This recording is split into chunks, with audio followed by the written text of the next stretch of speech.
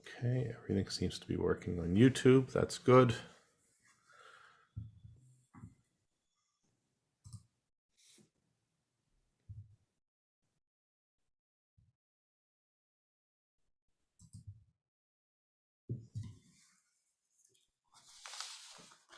Okay, we can at least get things started with a brief introduction. My name is Mark Mamagonian. I'm the Director of Academic Affairs for the National Association for Armenian Studies and Research, and I'm very pleased to be here with you today to present this installment in the Nasser Kalust Gulbenkian Foundation series on contemporary Armenian issues. And as always, we thank the Gulbenkian Foundation for their continued support of our programs on contemporary topics, such as this one. We've had the opportunity to put together on pretty short notice this program, and I want to just say thanks to Nasser board member Judy Sarian in particular for her great efforts to make sure that today's program came together, and we were able to capitalize on the presence in the Boston area of our featured speaker today, Mr. Artak Beglaryan. By way of introductions, I would like to tell you just a little bit about Artak Beglaryan. Artak Beglaryan has served as State Minister of the Republic of Artsakh, Nagorno-Karabakh, since June 2021. Prior to this appointment, he worked as Chief of Staff of the President and coordinated the activity of the Republic's Ministry of Foreign Affairs. For more than 2 years, Artak Beglaryan served as the Human Rights Ombudsman for Artsakh. During this tenure, the Office of Ombudsman issued numerous reports on both domestic and conflict-related human rights violations, including on war crimes committed by Azerbaijan during the 2020 war of aggression against Artsakh. Artak Beglaryan has a PhD in political science from Yerevan State University in Armenia, as well as master's and bachelor degrees from University College London and Yerevan State University. He studied public policy and administration at the Fletcher School of Law and Diplomacy at Tufts University.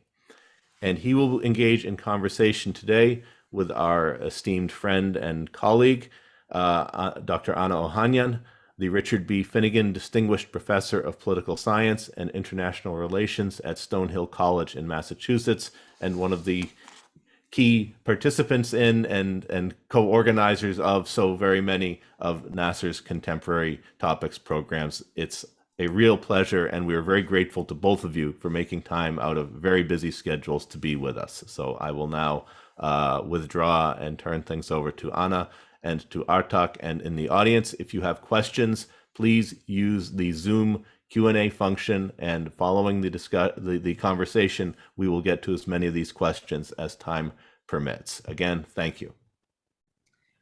Thank you very much, Mark, and to Judy and the Nasser board for organizing this event. And I'm so thrilled that Dr. Beglaryan was able to find time in his busy schedule.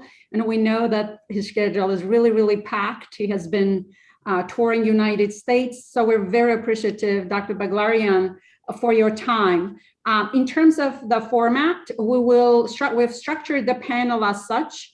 I have 3 very broad questions for Artak Beglaryan, after which there will be time, as Mark mentioned, for Q&A. The conversation between me and Artak will take approximately 40 minutes or so. So we're hoping that there will be enough time. But again, this is such a unique opportunity to have Dr. Beglaryan with us, his unique expertise and experience and his on-the-ground insight, his personal experiences during the war, before the war, after the war. So once again, Artak, we're very thankful that you're able to do this for us. As we start, we're approaching, tomorrow is the anniversary of the signing of the trilateral agreement between Armenia, Azerbaijan, and Russia, which ended the 44-day Turkey-backed Azerbaijani offensive on Nagorno-Karabakh on the Republic of Artsakh. This obviously caused enormous loss in human life. Civilian infrastructure was attacked. Over 1,000 people lost their homes. Agriculture was hurt quite significantly, which used to be the second highest employer in the entity. So with all this, despite all of these challenges, Republic of Artsakh, while losing chunk of its southern a bit, it is standing with its people and its political institutions, which are hugely important, under the Russian protection. As such, it continues within the international system as one of the several string of unrecognized de facto states. So what we're hoping to cover today, we'll start with trying to understand the current conditions, humanitarian conditions and human rights conditions post-war. We'll then focus on issues of governance, the state of political institutions of the Republic of Artsakh, and then we'll move to talk about security, big and small, day-to-day security, as well as long-term prospects of geopolitical security. If time permits, we might also venture into discussing possible future pathways and scenarios. So with this, Artak, let's start with the humanitarian condition and human rights issue, and your experience working as an ombudsman for years is really valuable. What is the state of humanitarian concerns? Civilian infrastructure was attacked during the war, schooling, housing, connectivity to Armenia, connectivity in general. Post-war, Azerbaijan has been quite coercive, trying to isolate, cut the entity economically, socially, as well as politically. So we would love to get an update as to where things stand and how the diaspora can support in any of these initiatives. All right, thank you. Thank you for this invitation and for this chance to talk to you. It's my pleasure for this chance and to talk. I will try to shortly introduce what kind of humanitarian situation we have in Artsakh now. Within this 1 year, we have overcome lots of problems, but mostly short-term problems. And humanitarian problems, I mean. There are a number of humanitarian problems. The first one is housing, because we have over 40,000 internally displaced persons. 1/3 of them are now located in Artsakh with temporary housing conditions mostly, and 2/3 are located in Armenia. Most of them are waiting for their houses in Artsakh to be built and to given to them. And there is lots of job to do. Some large-scale projects have been started already with government funds, with Armenian government funds, and with Hayastan All Armenian Fund, and with some diaspora organizations and individuals supporting those projects. But still, we have a lot to do in the upcoming 3 years. And we want to have over 6,000 new houses or rebuilt, renovated houses for displaced persons in 3 years. That's our plan. The second problem humanitarianly is social-economic situation. And within this year, with support of Armenian government, we were able to keep the social situation quite sustainable, at least at the minimum level, not to have people hungry or without housing conditions, though bad, but they have even in Armenia or Artsakh. And we had some social, direct, cash financial support to people, displaced people. And this cash support also solved many problems, and not only that. But we are in the stage that we should already transform to recovery and development programs. And it's already the time to give people opportunity to have their own income. And we have already started some projects. Also, there are some organizations working on that. For a longer time, we need to have sustainable economic growth for all, including vulnerable families of Artsakh. The third humanitarian problem is healthcare problem, both physical and mental one. In terms of physical healthcare, actually the Artsakh and Armenian systems have worked effectively. Some small number of cases, we needed some additional foreign support, I mean, having the treatment abroad, but most of cases we have dealt locally in Armenia and Artsakh. But we have lots of problems in mental health because we have tens of thousands of people with war traumas and post-war traumas. And we need to deal with that more professionally and more profoundly. And for that, we need both institutional capacities, but also professional at individual level expertise and capacities. And we are working on that, training social workers, psychologists, etc. But still, lots of job should be done in this regard. The fourth problem is infrastructure. Because of the war, we have more than 10,000 buildings, houses, hospitals, schools, kindergartens, roads, bridges, electricity stations, etc., damaged only under our control. I'm not speaking about the lands under occupation. And we have already rebuilt, renovated the majority of them, but there is still some job to do, both in houses, in terms of houses, to build new houses or rebuild them, but also some vital infrastructure, including schools and hospitals. Another problem for sure is POW problem, which is quite important for both Artsakh and Armenian societies and Armenian nation itself. And you know what's happening. Azerbaijan is keeping them as hostages, officially confirmed only a part of that, but we have lots of proofs that the real number of POWs, prisoners of wars, in Azerbaijan is much more than they are officially confirming. But we can't say what happened and what's happening with them. Another problem is cultural heritage problem under Azerbaijani occupation.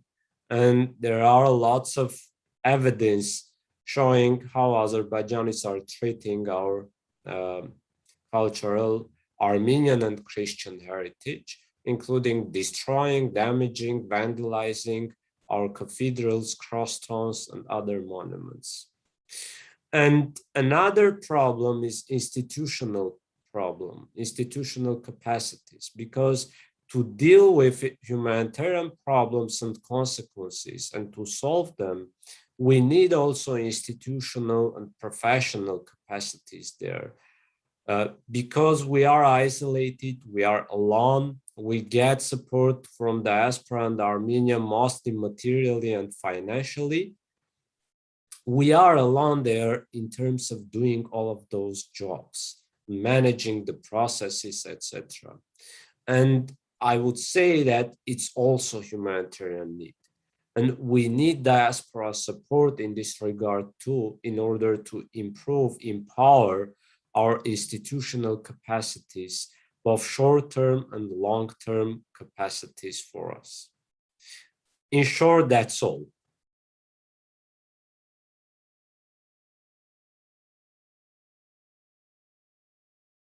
Anna?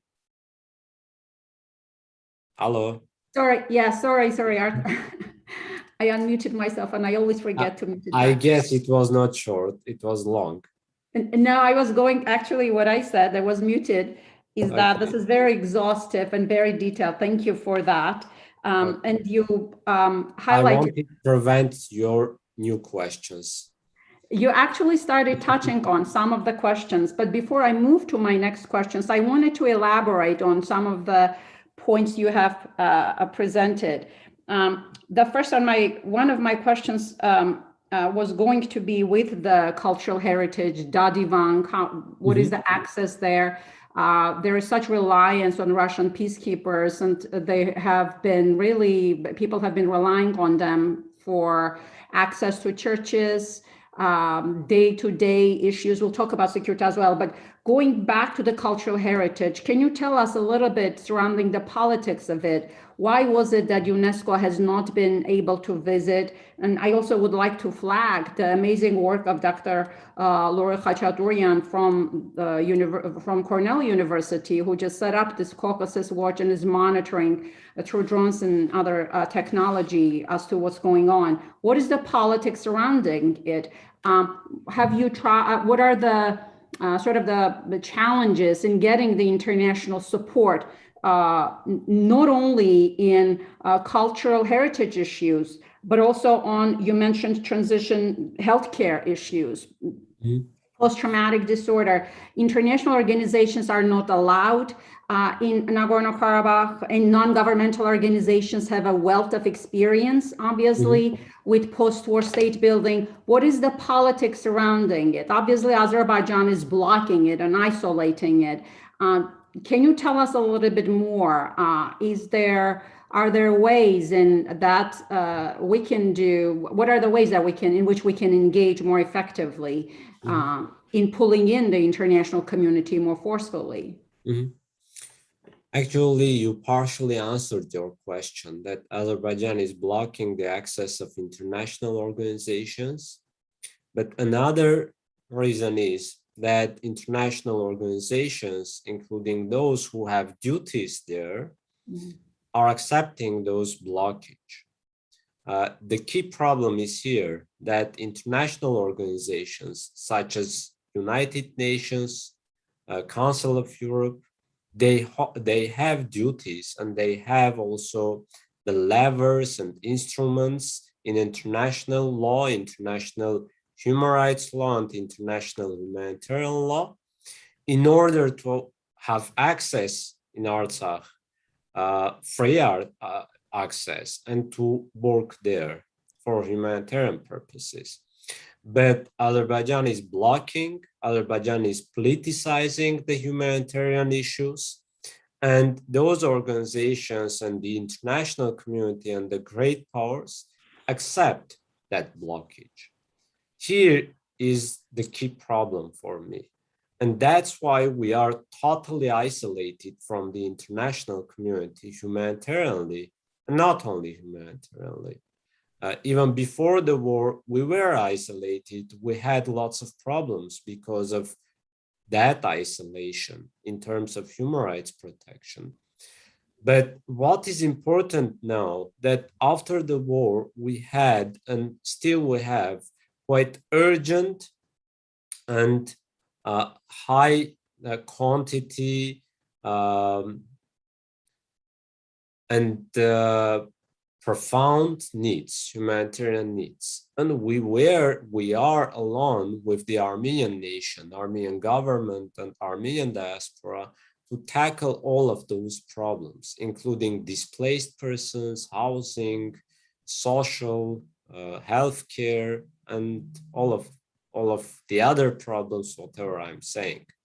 UNESCO, UN High Commissioner for Refugees, and other agencies, relevant agencies, for a few times I know that tried to enter Artsakh. Even they had some statements openly saying that Azerbaijan is blocking, but they didn't enter, and there is no new reaction by them. And those reactions should be practical, not just statements, but sanctions or resolutions by UN which will give them the opportunity to enter Artsakh without any permission or without any will of Azerbaijan or not. Here, the key problem also is that not only intergovernmental or intragovernmental organizations have this attitude, but also non-governmental organizations. I mean, we have lots of problems of the will, I would say political will, of large humanitarian organizations, non-governmental one, to have projects in Artsakh, to address the needs in Artsakh. They are working, most of them are working in Armenia for Artsakh displaced persons in Armenia, but they are not working for Artsakh people, including the displaced people located in Artsakh. It's already a huge discrimination for us. Only Red Cross is working in Artsakh, and their projects and their resources are quite limited. And Russian government is the only foreign government, for sure. I'm not talking about Armenian government. The Russian government is the only foreign government which is giving direct humanitarian aid to Artsakh people. And it's a good example for other governments and organizations too, to have access there, to work there, and to address our needs there. This is great. Thank you, Artak, for that. Actually, of all the post-Soviet de facto states, whether the Abkhazia, South Ossetia, Transnistria, even in Ukraine, Eastern Donbass region, there is the international community, some international presence is there. There is some cross-conflict cooperation and solving day-to-day, preventing day-to-day incidents like the one that happened today. So it appears, and indeed, Artsakh is standing as a separate case with this. But I also wonder, though, you mentioned Russia. There have been criticisms that the access to Nagorno-Karabakh, to Artsakh has not been free, is limited to journalists, for example. Can you tell a little bit more? Is it easy? What is the logistics for someone who does not hold an Armenian passport and does not hold a Russian passport to visit the Republic of Artsakh? There are some logistical problems, and again, there is a huge pressure by Azerbaijan to keep Artsakh isolated more and more, and to deepen the isolation. And there is the role of Russian peacekeepers also there, but we are also controlling this access. I mean, we are doing that together with the Russian peacekeepers because they are ensuring the security. But I can't say exactly case by case what problems there were. I agree that we should have more access. I mean, foreigners should have more access, but it's not quite it's not quite common that foreigners have problems with visa, with access to Artsakh. But for us, the most important part is access of international organizations and humanitarian organizations to Artsakh, not just individual cases. But individual cases, tourists, journalists also are important, but it depends on certain cases, certain individuals. Very good. Thank you for that, Artak. And let's spend some time. You brought up the issue of capacity building, whether capacities, whether it's healthcare. And I was also going to ask you about COVID, but there might not be time for it. But it'd be great if you could comment on it, how Artsakh is coping with it. considering that it already has strained capacities in other areas of healthcare. So you're talking about capacities that Artsakh needs this help. And my second question has to do with this, sort of the state of political institutions and the governance processes in the Republic of Artsakh.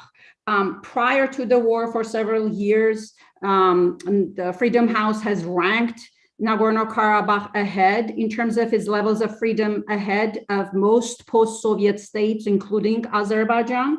So Nagorno-Karabakh, Artsakh has had such strides, has advanced so much in building its administrative structures of governance, building its political institutions. Can you comment on this? What is the state of those institutions post-war, with heightened security situation in the background? Some are arguing growing Russian influence over the entity in the South Caucasus in general. Perhaps we could talk about the state of openness, the state of democracy, the state of administrative state, and then separately on the issue of capacity that you mentioned.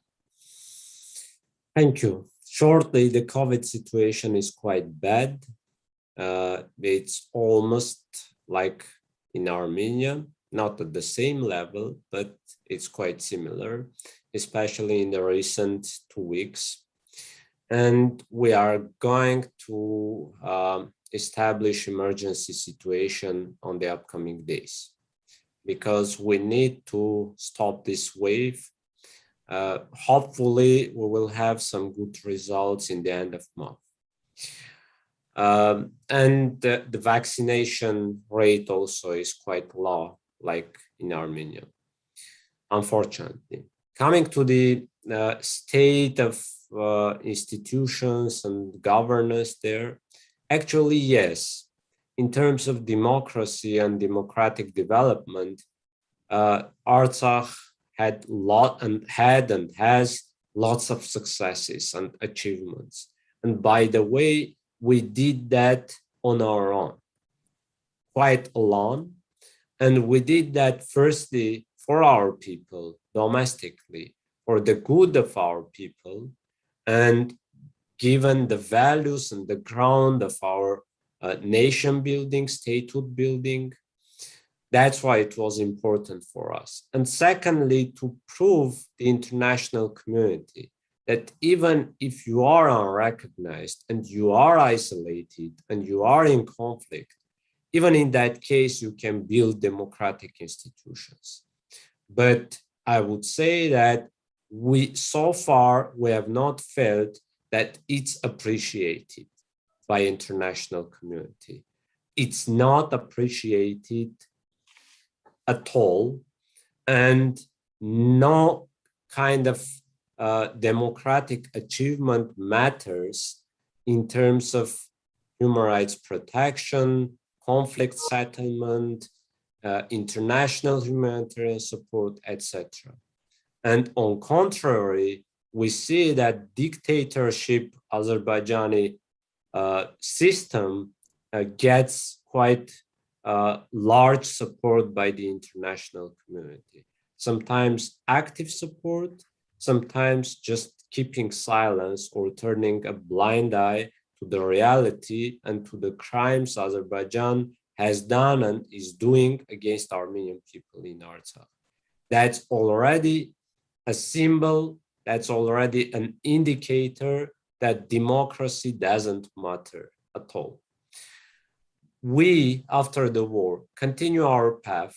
We have the same institutions, we have the same state, and we are even working on developing the system.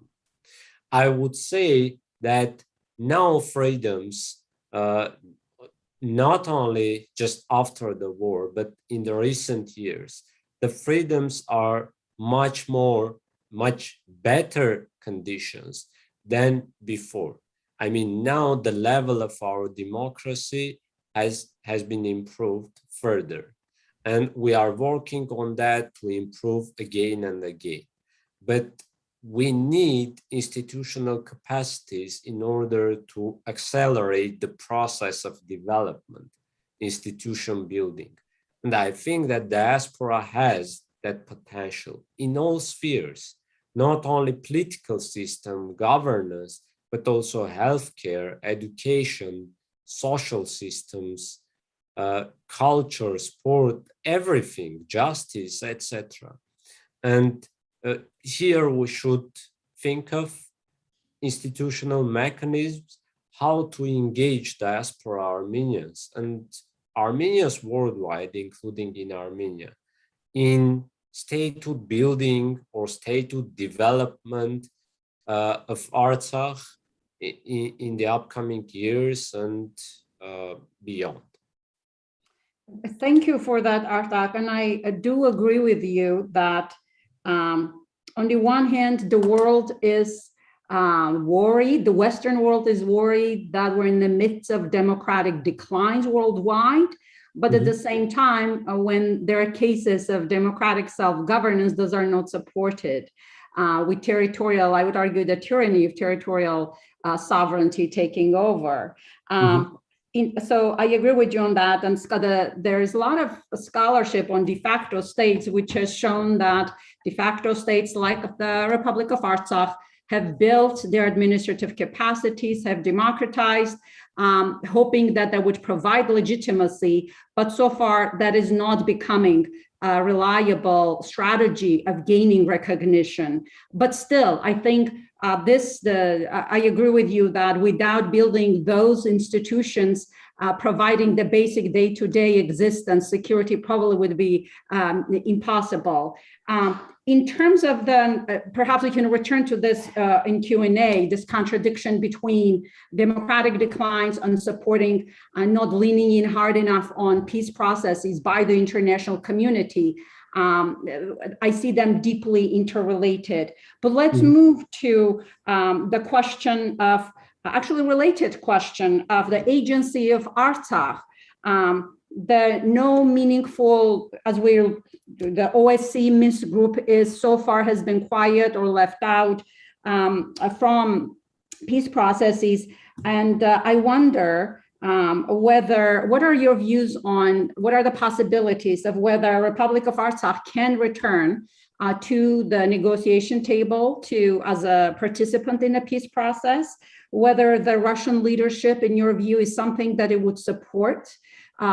Scholarship on peace research demonstrated firmly that unless all conflict parties are represented at the table, peace agreements cannot be implemented effectively and that war will resume. So I strongly believe that the agency of the Republic of Artsakh at the negotiation table is critical. But I'm hoping that you can tell us as to what are the prospects for this? What is the politics surrounding this? What are your views on this? My views is that for sure, Artsakh should be a full part of the process and as a party, because we are the party of the conflict and we are also both the subject, but also the object of the conflict. And this conflict should be over as soon as possible, because conflict settlement is important to have security, stability, and peace in the whole region, not only in Artsakh or around Artsakh, but in the whole South Caucasus region. But it seems that the Azerbaijani side is not ready for peace. They are now quite happy with the victory last year they had, and they think that they can forcibly settle the conflict without respecting our rights, our freedoms, and our dignity in our homeland. But it's impossible.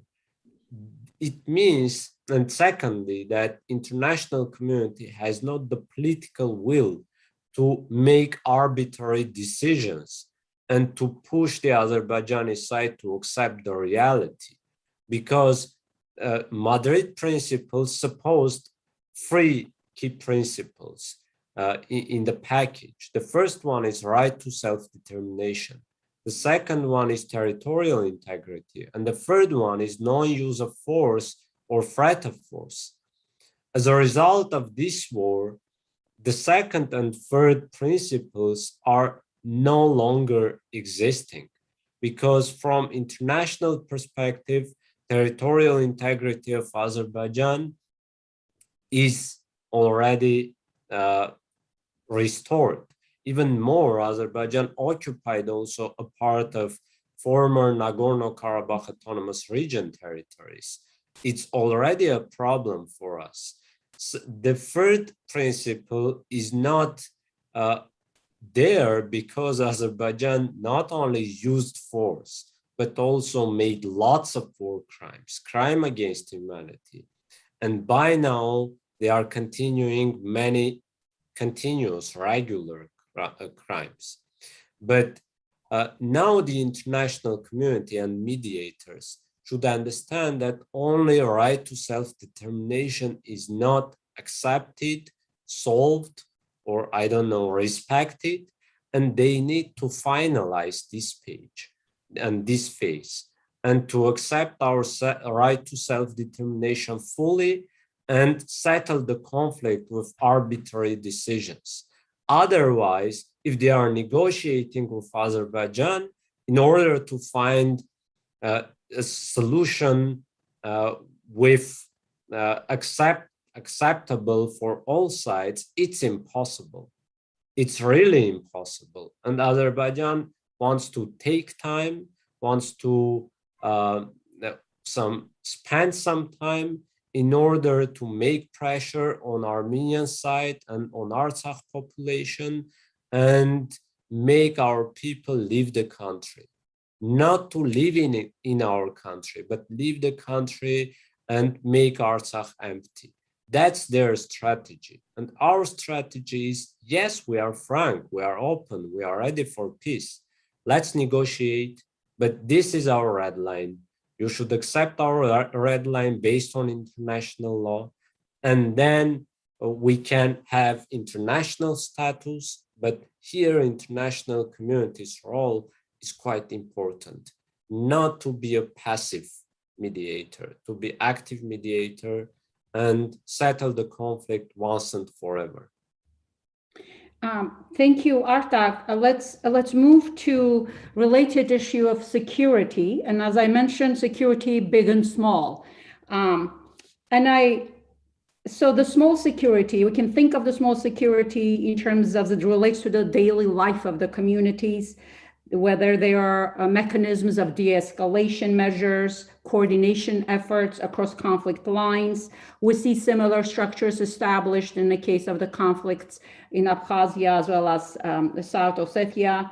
And then there's the big security, where the status perhaps becomes important, right? Relates to geopolitical support from or the international legitimacy. Right now, as we speak, I mean, if US and China continued their rivalry, the situation of Taiwan as a technically de facto state is not secure.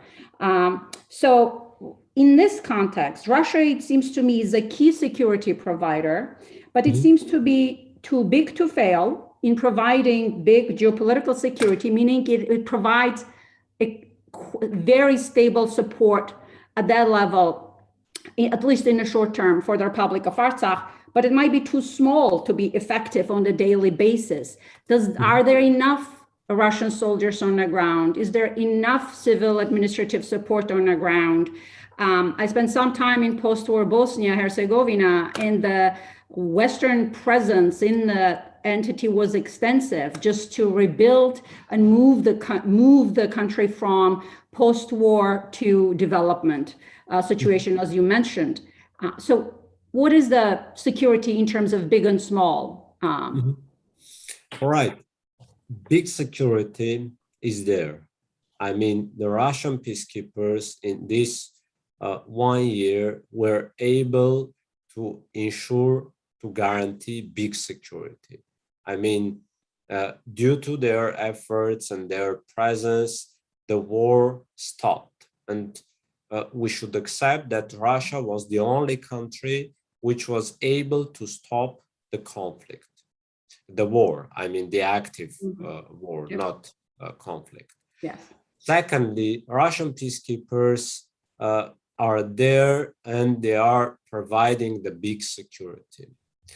Thirdly, in terms of small security, there are problems because by now there is no certain mechanisms of investigation, prevention, etc. And the tools, the instruments of Russian peacekeepers are mostly political instruments and communication instruments, but they are not there are not regulations accepted, adopted internationally or trilaterally. And Azerbaijan taking this chance, using this chance, and always tries to jeopardize the situation and the presence of Russian peacekeepers. Just today, they killed one civilian and wounded 3 civilians next to Shushi, while those civilians were working, masters, were working on a water pipeline, were renovating the water pipeline. And before that, there was another incident that they killed a civilian working in an agricultural land, just together with Russian peacekeepers. What they are doing, they are escalating the situation. They are using the chance to show that Russian peacekeepers' functions and abilities and mandates are limited, and they are making pressure both to Russia and to us and to Armenia, but also making our people just to have panic and to think that there is uncertainty in long-term security. This is their strategy, which is unacceptable for us. And as I said, we should have peace, we should have conflict settlement, and this is needed for the Azerbaijani society too, because conflict and war affects both sides, not only one side. Even if the Azerbaijani side has somewhat advantages now, but it's not for their long-term benefit. That's why they should be able and they should be open to accept the reality there. And the international community, as I said, should be active. And by the way, the Russian peacekeepers, I would say, just answering your previous questions, they are only doing their peacekeepers' activities and guaranteeing the security. And there are some divisions are providing some humanitarian aid, and they are not intervening any kind of domestic affairs of Artsakh, including state building, institution building, etc. It's important to note. Very good, thank you. Actually, we have one of the questions and we can transition to the questions, and Mark is going to help me with that. But one of the questions was exactly on that, but I believe you answered this from Nerses Kopalian, that Azerbaijan is demonstrating a developing strategy of targeting Artsakh civilians, and at this point doing it impunity. Are there discussions, demands of Russian peacekeepers initiating or implementing mechanisms to both deter this behavior or establish some sort of a process of accountability? I know that there are processes. I know many cases that Russian peacekeepers were able to prevent such kind of incidents. And for sure, nobody knows about preventive efforts or prevention cases. Mm-hmm. But also, unfortunately, there are such kind of tragic incidents that took human lives. And I know that the Russian side, not quite publicly, but is having communication with the Azerbaijani side. But I can't say what they do exactly, how they affect the decisions or how they investigate. But it's quite clear that their mandate, de facto mandate, and their functions are limited because they don't have just clear-cut international mandate and investigation mechanisms. That's right. Actually, yeah, they lack any such mandate, which Azerbaijan has not dealt with as well. I guess I remain confused in terms of whether this is an issue of capacity on the Russian peacekeeper side, not enough soldiers, for example, or it's a political question. Russia simply lacks the leverage over Azerbaijan. But let's move. So Mark, do you want to pick up some of the questions? Yes, Anna, thank you. We have a question here from John Evans, Ambassador Evans, writes, building a strong and competent state is one task. Introducing democratizing reforms is another. Is this the dilemma in Armenia? And I would say by extension, in this case, to Artsakh, quite democratic, but perhaps not yet fully competent. I agree, Ambassador. Thank you for the question. But it doesn't mean that the democratic way of building statehood will not bring competent institutions. I think we are on the right way, but the problem is that we are alone and we lack institutional capacities there. But for sure, the security, the conflict environment also affects our problems, our institution building. If we have quite peace and long-term peace in the region, in that case, we will be able to focus our attention and resources on our domestic issues, on democracy and institution building. But unfortunately, every day we should think firstly of security and then of other things. Actually, just to add, before I transfer to Mark, this issue of security democracy is one with which we cover a lot, and it's a challenge not just de facto states such as Republic of Artsakh. It's an issue for many countries around the world. And I agree with you, Artak. I really loved your answer. That strong state building does start from democratic processes. The emerging scholarship does show that the path of state building in the new young states in the 20th, 21st century is through democratizing reforms.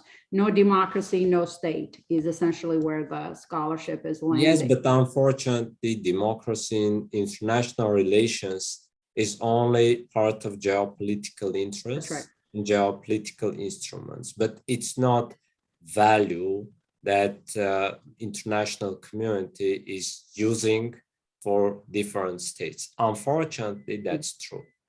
I agree with that. Actually, I even would go further and say that the international community, the Western quote unquote world, is paying for not supporting on a principle basis democratic breakthroughs when they happen, including in cases that are in regions that are engulfed in conflict, particularly in de facto states. That I think what the Republic of Artsakh has been accomplishing without any international support in Kosovo, in Bosnia, international community poured millions of dollars, if not billions, in order to build these institutions.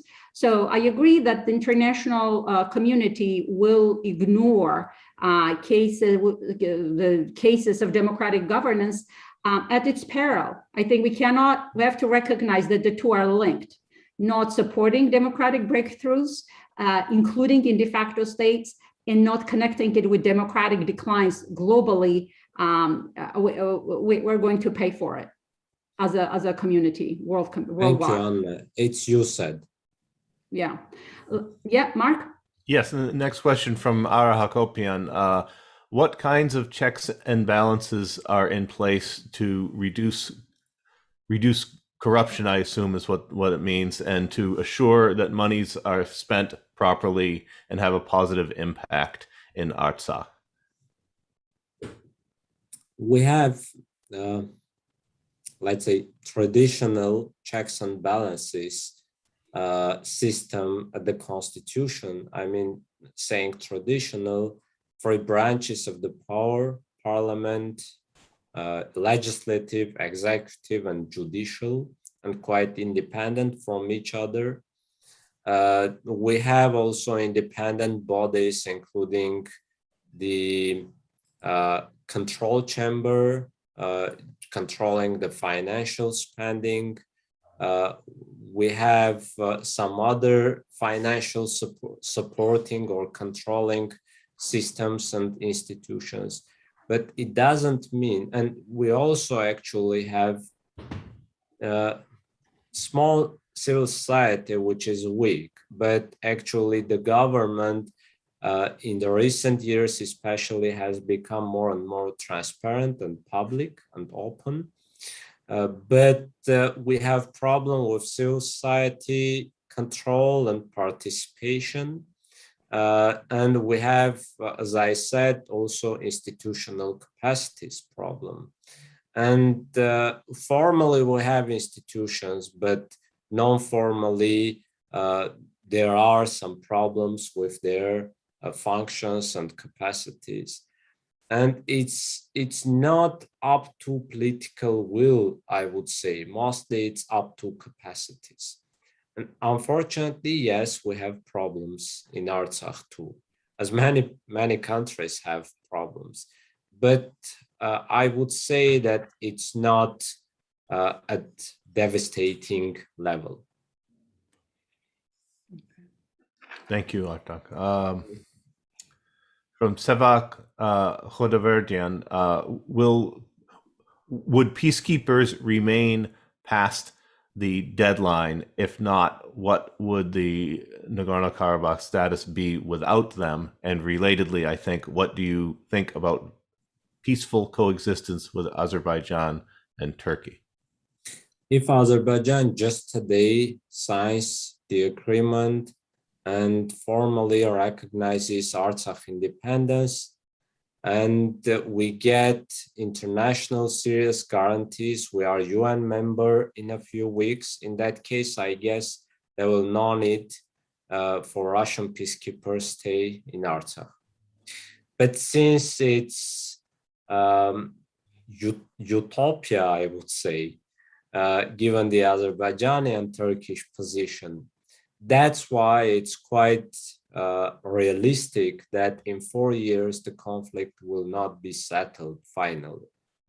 And we will have almost the same situation in terms of security risks and security threats. And we will need peacekeepers to guarantee our security. And given the Russian role in the region and also in Artsakh, I think that Russian peacekeepers will stay. I don't exclude that international peacekeepers can be also, but it's up to Minsk Group, OSCE Minsk Group format and UN, and it depends on their decisions, on the decisions and negotiations of great powers. But at least we need peacekeepers. Our people want to have peacekeepers for a long time, unless the conflict is settled finally, and unless we have international political serious, strong guarantees. But the end of that conflict still is not visible. We can't say when we will have the settlement finally. Next question and is, by the way, it doesn't mean that we don't use this time in order to improve our statehood, our institutions, and our own security guarantees. But it will for sure take lots of time. That's why also we need international guarantees, including peacekeepers. You also comment on that second part of the question, Artak, about possibility of coexistence. thank you, yes. Yeah. It's impossible in the visible period. Firstly, because there is a huge hatred in the Azerbaijani society against all Armenians. For sure, in in Artsakh and among Armenians also, there is mistrust towards Azerbaijanis, but I would not say that there is systematic hatred. In Azerbaijan, it's systematic state-level hatred, and which is not possible to remove immediately. It will take generations, and those generations, the new generations, should be brought up with peaceful dialogue, with peaceful life, together with Armenian neighbors. And after that, we can discuss the possibility of coexistence. Otherwise, any attempt of coexistence will bring new tragedies from both sides. What role, Artak, can Turkey play in this? Is it conceivable for Turkey to play a positive, moderating role in this, or is the rhetoric of one nation, two states absolutely the reality here? The only role that Turkey can play is to play less destructive role, because I don't believe that Turkey could be constructive in the region and regarding Armenia and Artsakh and Armenian people. But at least they can play some passive and less destructive role. Unfortunately, they are doing the contrary, and they are doing much more aggressive.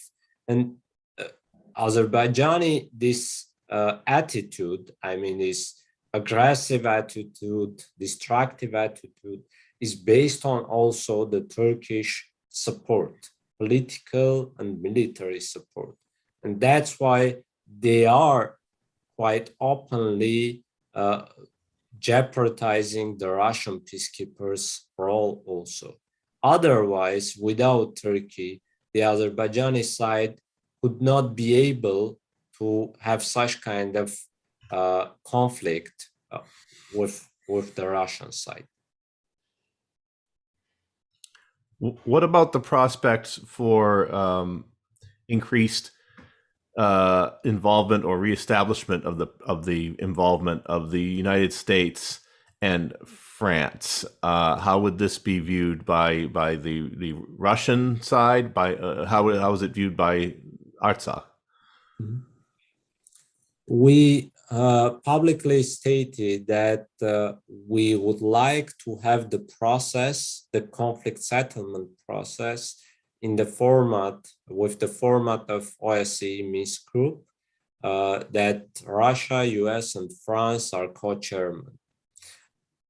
And they have restarted their job, but they are quite passive. And even by now, they are enabled to solve even small problems. And now I can say what they can do. And by the way, the Russian government also said that Minsk Group should work, Minsk Group format should work for conflict settlement, and they are taking part in the process. It's already a chance for us to have the process progressing, but it's up to the three sides, I mean co-chairmen, to understand that Karabakh conflict is not the area for competing or adversary activities. It's again the same area, the same topic over which they can have cooperation. And it's a chance for Russia and the West to have good relationship at least here, and to accept the reality there that during the wartime in 2020, at least the West was not quite active in mediation, and they didn't do anything seriously to stop the war activities. And that's why they should accept also the Russian presence there and the Russian leadership. But it doesn't mean that the US and France doesn't have anything to work on. We are open to discuss any possibilities, but we expect mostly political investment in conflict settlement. And secondly, we expect direct presence in Artsakh to break the international isolation of Artsakh, including giving direct humanitarian aid to our people from the US, from France, like the Russian government is doing. Thank you.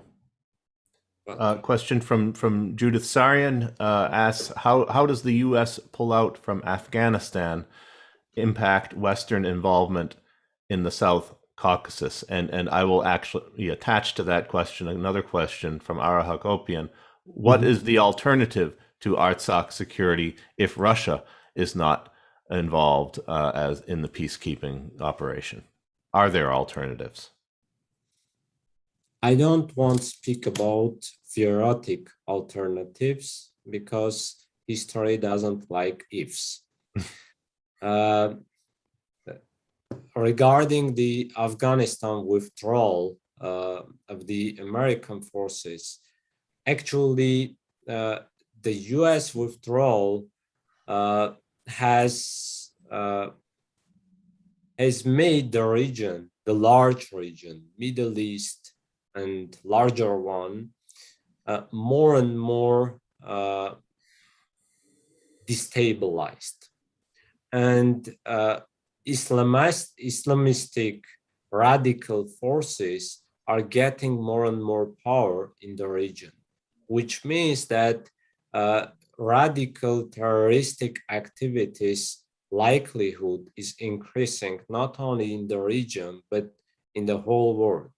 Firstly, in the West, because the Islamistic forces are considering the West #1 enemy. And it means that both US and the West, and also for sure Russia as a possible object target of terroristic activities, should be careful withdrawing their security guarantees or their security presence in important regions, mostly in Middle East. And in our region also here is quite important for them because Turkey now has much free opportunities to play an aggressive and destructive role, including also engaging also terrorist groups and Islamistic groups, and bringing mercenaries to Karabakh, which can be one day also Afghan mercenaries like they did in 1990s. It's a huge problem for the West because those terrorists one day will appear in the West, in Europe and in the US. That's why if we are speaking in a long-term period, it's a huge problem for the US and the Europe. But now, just in this a few months, I can't say whether the Afghanistan withdrawal affected seriously the Karabakh conflict. Artak, what would a more hands-on, more engaged U.S. involvement in the region look like to you? What kinds of productive, constructive steps could the U.S. take? You mean in Artsakh or in South Caucasus? Let's focus on Artsakh. First, the humanitarian support. Second, the political serious engagement in Minsk group format to push the Azerbaijani side just settlement based on the free principles, Madrid free principles. Thirdly, to solve the humanitarian problems, including POWs, conflict, cultural heritage, etc. Fourthly, to support the international organizations together with Russian side and French side, including UN, Council of Europe, to have access, free access to Artsakh, if needed with arbitrary decisions without Azerbaijani will or acceptance. If they do all of those points, after that, I will talk about 5th, 6th, and 7th doings. Thank you. Question from Professor Alan Whitehorn. What are the likely prospects of a regime, this is to say Azerbaijan, that does not foster civil society freedoms within its own country to treat Armenian POWs with civility or allow international humanitarian institutions to monitor their status or treatment? Unfortunately, I'm not optimistic. I mean, unless there is international sanctions, real sanctions, economic, financial, security, or some others, both to the state, but also to key leaders and individuals, we will have no serious result there. Azerbaijan and Turkey and their dictatorship regimes are not open to any kind of civilized communication and negotiation. They understand only the language of power, the language of force and sanctions, etc. That's why I'm not optimistic. They will keep our hostages there in order to get more and more results or trade-off from Artsakh and Armenia, maybe from mediators too.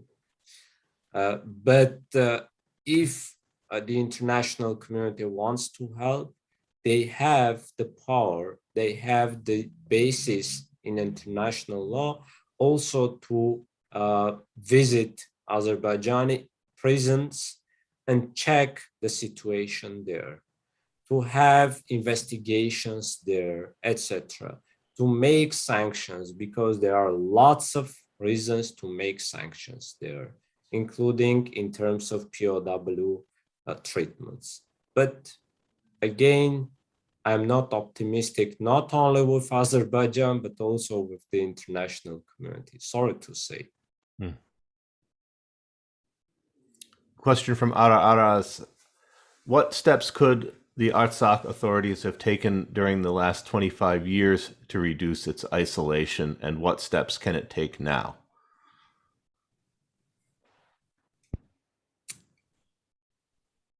Frankly saying, maybe there were some steps that we could taken, but those steps would be fragmental, not just systematic results. That's why I don't think that it was up to Artsakh authorities to break the international isolation. It was up to international community to do their duties, because the international law, including UN Charter and Universal Declaration on Human Rights, say that regardless of any kind of legal political status, the people of any territory should not be deprived of human rights protection by the international community. But we see the contrary.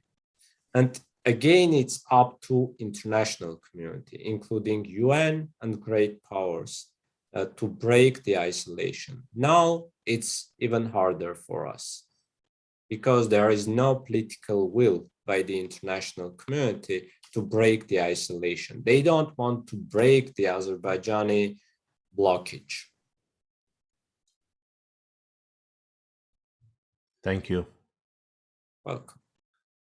A question from Gary Artinian. What is Artsakh's position on the Azeri precondition for peace with Armenia, that is to say, the acceptance of the territorial integrity of Azerbaijan? Is there any way out of this seemingly irreconcilable contradiction?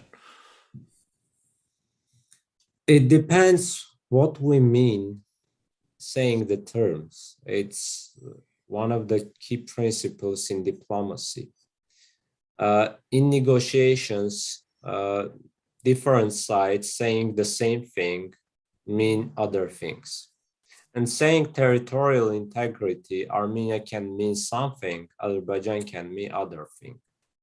And I would say, referring to the Madrid principles or the negotiation documents, that when there were three principles, as I said, including territorial integrity, at least the analysts, the experts interpret that territorial integrity didn't mean including Nagorno-Karabakh autonomous region.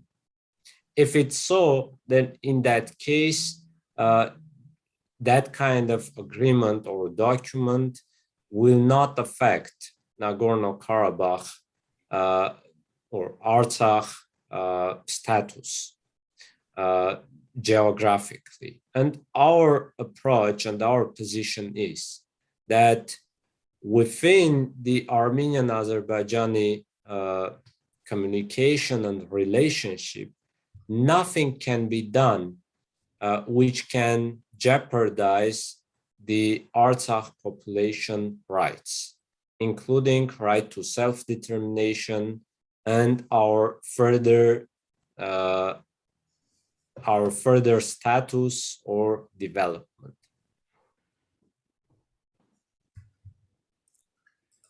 Artak, to the extent that you can comment on this, are you satisfied with the performance and the stance of the Russian peacekeepers? Are they biased towards one side or the other? Are they neutral? How would you assess their behavior so far? Firstly, they are quite polite to Artsakh people. By now, there was no incident by Russian peacekeepers against our people, just domestically. Secondly, as I said, their functions and mandates and mechanisms are quite limited, both formally and non-formally. If we take into account this limitation, in that case, overall, yes, I am satisfied. But for sure, I would wish to see better results and more effective peacekeeping missions but based on international law, based on their mandate, etc. But I understand there are limitations. As much as I can say is that I'm satisfied with the big security they are guaranteeing for us at this moment. And our relationship, our authority and their leadership relationship are quite constructive. And whatever we need, we apply to them, we discuss, and constructively we find solutions. The only problem now is only this kind of incidents that Azerbaijan is making and the investigative and responsibility mechanisms of the peacekeepers that they don't have, unfortunately. And you are of the opinion that these are not random actions that are taking place, but that they're part of a policy to create these incidents? For sure. I have no doubt that they are not random cases, because there are lots of things to analyze and to understand: the same style, the same messages, the escalation of such kind of incidents, the timing, etc. It cannot be randomly. And Artak, what is the possibility or prospects of Armenia's recognition of Artsakh? Would it have any immediate benefit for Artsakh, and how? I can't say exactly, and we should understand what we can get from that recognition. If only Armenia recognizes Artsakh, in that case, we should understand whether it's needed or not. If it's possible to have Armenia recognition and then some great powers also will recognize, for sure Armenia should recognize. But I can't exactly say what kind of prospects we have after the Armenian recognition.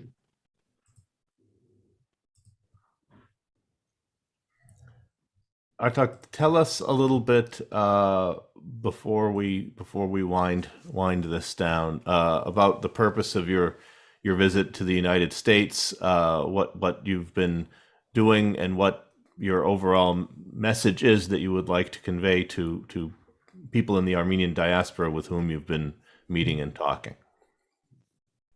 Since October 20, I and my senior advisor, David Akopian, are in the US. Prior to that, we were in Moscow and had some meetings both there and in US, in LA, Fresno, San Francisco, DC. Now I'm in Boston, and we are going also to New York and New Jersey.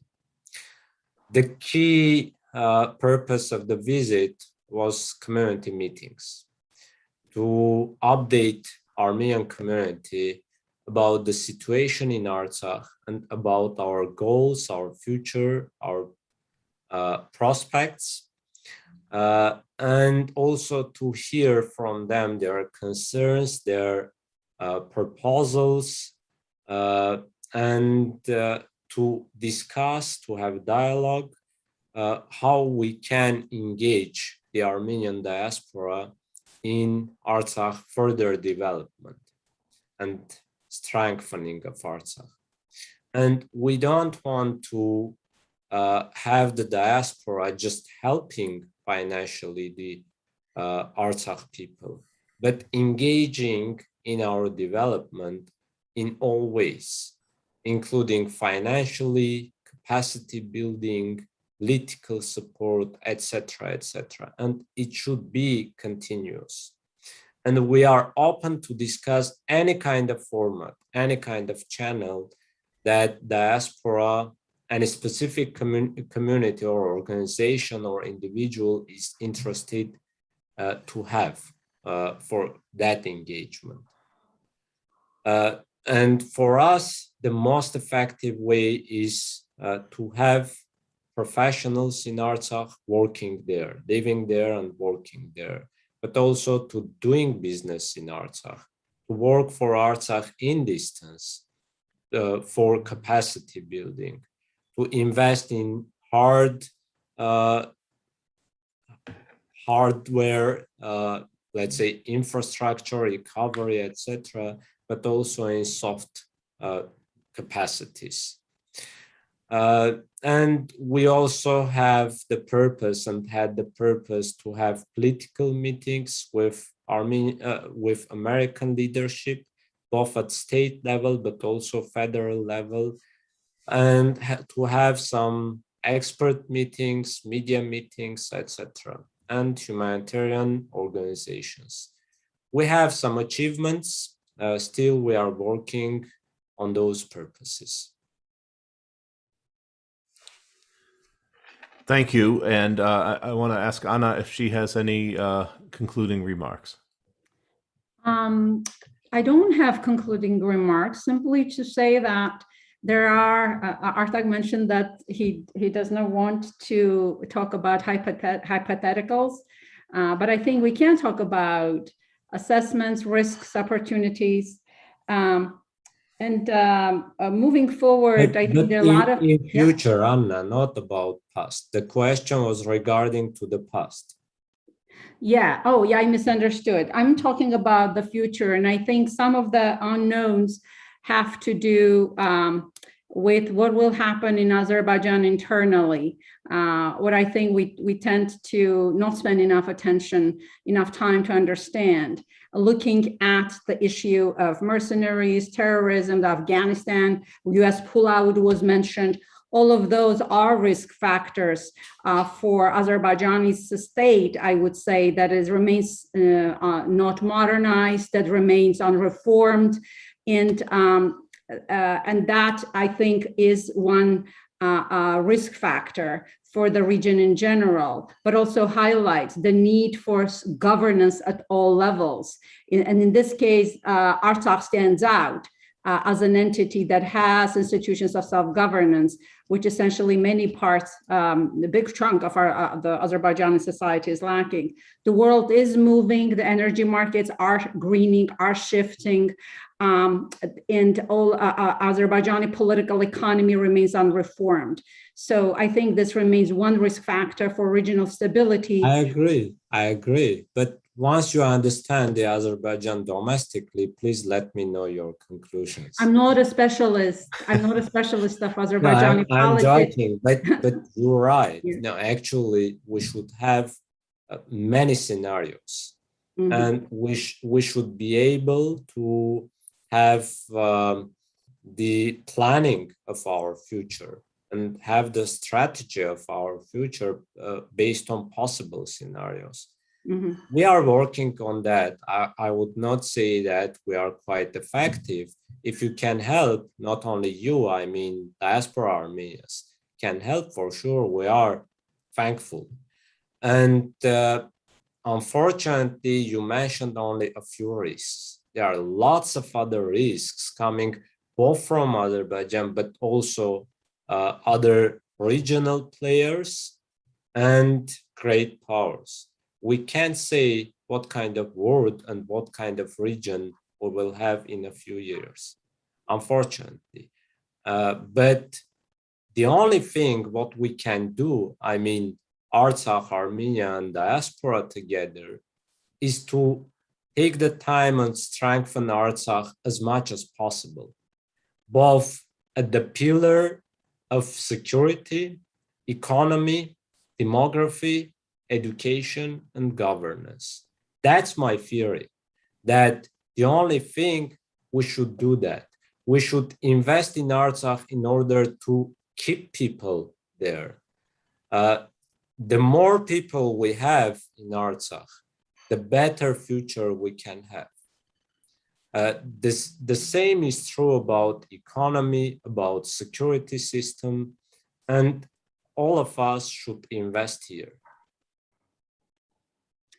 I think, Mark, this is a very good note on which to end. I think so too, and I greatly appreciate Anna your time and your expertise, and likewise Artak, your time and your expertise. You are one very busy man, and we are very grateful to you for making the time busy for us. Also for you. Yeah, that's true too. And especially we thank you for your candor as well with some very difficult issues, and you have our respect and appreciation for all the work you're doing. Thank you.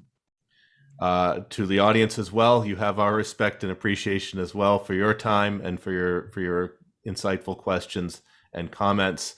And the chat is flashing here with people saying thank you. So thank you, Anna, thank you, Artak, and thank you, everyone. Have a very good day.